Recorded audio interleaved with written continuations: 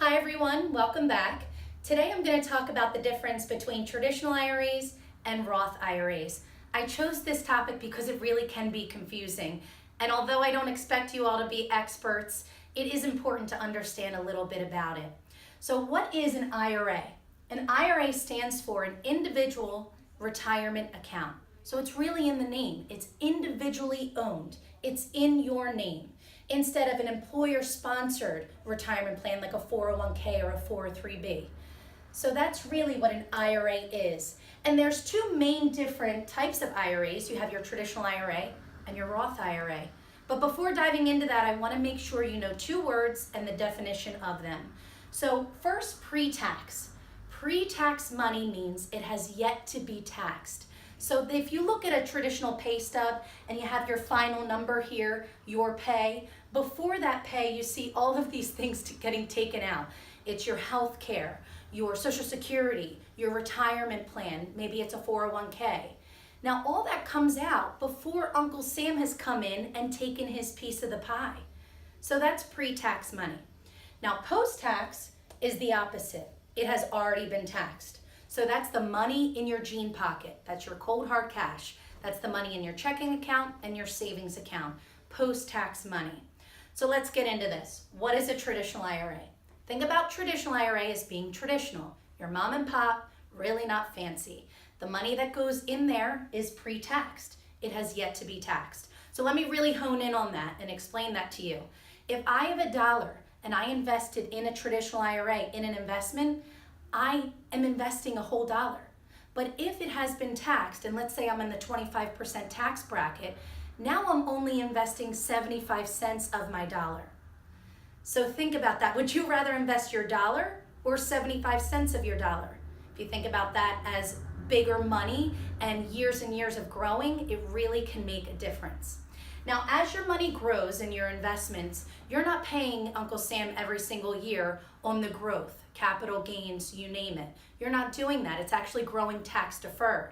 But when you start to live off of your traditional IRA, you know that Uncle Sam's coming and he wants his piece of the pie because you have yet to pay him.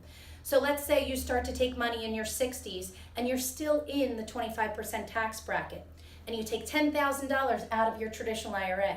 Well, $2,500 is sent to the IRS. Now, usually what you do is you take your $7,500 and the broker takes care of the $2,500 and pays the IRS, because if you did that every time you withdrew, you'd be paying a big check when you file taxes. So usually that's how people do it. Now, who has a traditional IRA? Well, maybe someone that doesn't have an employer-sponsored plan offered to them. Maybe they work in a small business or they're in the service industry. Also, who has a traditional IRA? Myself, because I rolled over my previous employer's plan, my 401k from my old job, and I rolled it into a traditional IRA. Let's say you were a nurse at Jefferson Hospital and you had a 403b, and then you became a nurse at Lankenau Hospital. Maybe you took that old 403b and rolled it into a traditional IRA.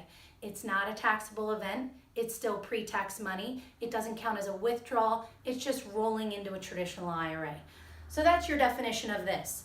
Now we go over to the Roth IRA, and everyone wants to know about the Roth IRA. It's intriguing. It's not your traditional way of retirement savings. So a Roth IRA is opposite as far as funding it.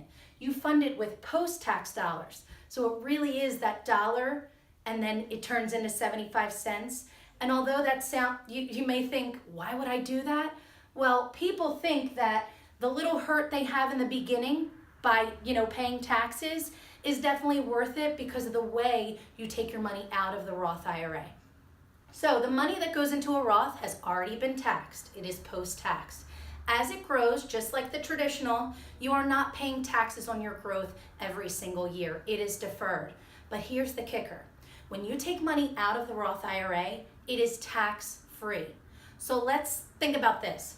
You are funding a Roth IRA for 6 or 7 years, and you put in about $20,000 over those 6 or 7 years, and it has doubled. So now it's worth $40,000. Now let's say you take it out and you run with it. You don't owe Uncle Sam anything on that $20,000 gain. That is huge, and that's why people love Roth IRAs. So who has Roth IRAs? Let me tell you who doesn't. If you are in 2018 and you are married filing jointly and you make over $199,000, you cannot contribute to a Roth IRA. If you are single and you make over $135,000, you cannot contribute to a Roth IRA. So many people say, well, which one should I have? Well, my question back is, where do you think your tax bracket will be when you retire? If you think that your tax bracket will go down significantly, then a traditional IRA would really work for you because, you've never paid taxes on it and now you're only at the 15% tax bracket, big deal.